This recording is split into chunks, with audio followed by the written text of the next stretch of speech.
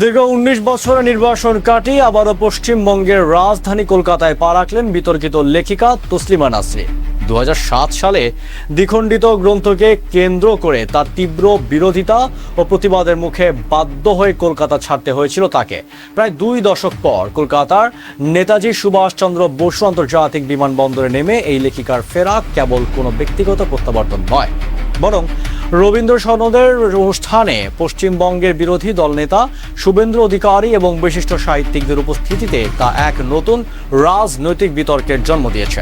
একদিকে তৃণমূলের তীব্র আক্রমণ, অন্যদিকে রাজ্য বিজেপির স্বাগত বার্তা।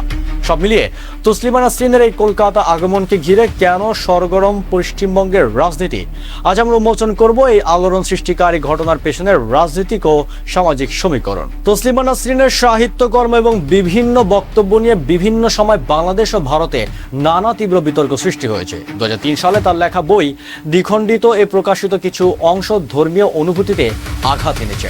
এমন অভিযোগে তৎকালীন বাম ফ্রন্ট সরকার এই বইটি নিষিদ্ধ করে। পরবর্তীতে ২০০৭ সালে তীব্র সামাজিক ও রাজনৈতিক আন্দোলনের মুখে তৎকালীন বুদ্ধদেব ভট্টাচার্যের সরকার তাকে কলকাতা থেকে বাধ্য করে।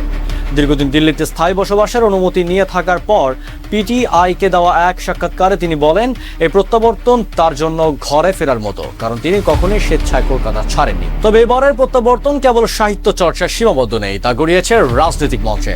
রবীন্দ্র সদনে আয়োজিত এক মৌলবাদ বিরোধী আলোচনা সভায় প্রধান অতিথি হিসেবে আমন্ত্রিত হন তসলিমা নাসরিন, যেখানে মঞ্চে উপস্থিত ছিলেন পশ্চিমবঙ্গের বিরোধী দলনেতা শুভেন্দু অধিকারী এবং কথা সাহিত্যিক শীর্ষেন্দু মুখোপাধ্যায়।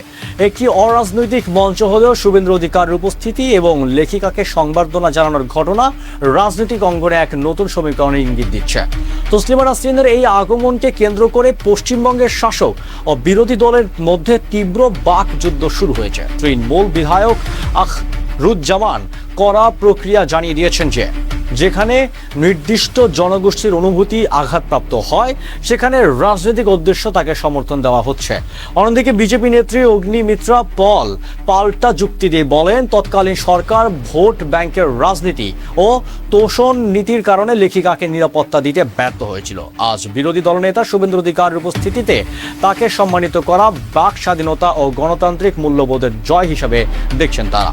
সমাজ বিজ্ঞানীদের মতে তসলিমা নাসরিনের লেখা বিভিন্ন আত্মজীবনীমূলক গ্রন্থ এবং সামাজিক যোগাযোগ মাধ্যমে দেওয়া নানা বিতর্কিত মন্তব্যে যুগ যুগে এমন তাকে সংবাদ মাধ্যমের শিরোনামে রেখেছে, তেমনি তীব্র সামাজিক অসন্তোষ তৈরি করেছে। সমাজ ও ধর্মের বিভিন্ন সংবেদনশীল বিষয় তার অবস্থানকে এক পক্ষ বাক স্বাধীনতা হিসাবে দেখলেও অন্য পক্ষ এটিকে জনমানসে বিভ্রান্তি ছড়ানোর প্রয়াস বলে মনে করে। ফলে ১৯ বছর পর তার কলকাতায় ফেরা আবারও সেই পুরনো বিতর্ককে নতুন করে উস্কে দিল। দীর্ঘ ২ দশক পর এই প্রত্যাবর্তন কি কলকাতার তসলিমা নাসরিনের স্বামী পুনর্বাসন পথ তৈরি করবে, নাকি রাজ্য রাজনীতি নির্বাচনমুখী প্রচারণার এক নতুন হাতিয়ার হয়ে উঠবে ইস্যু? কলকাতার বুদ্ধিজীবী মহল থেকে শুরু করে তা মানুষের সাধারণ হয়ে এটি সবচেয়ে বড় প্রশ্নের বিষয়। ১৯ বছর পর তসলিমা নাসরিনের কলকাতায় ফেরা এবং রাজনীতিতে তার প্রভাব নিয়ে আপনার মতামত কি? তো বন্ধুরা, এই সম্পূর্ণ ঘটনা এবং সাম্প্রতিক রাজনীতির তরতাজা নিয়ে আপনার মতামত কমেন্ট বক্সে লিখে জানান। দেশ বিদেশের আলোচিত সংবাদ ও গভীর ভূ রাজনৈতিক বিশ্লেষণ আপডেট পেতে ভিডিওটি লাইক করে চ্যানেলটি সাবস্ক্রাইব করে সাথেই থাকুন। দেখা হচ্ছে পরের ভিডিওতে। ধন্যবাদ।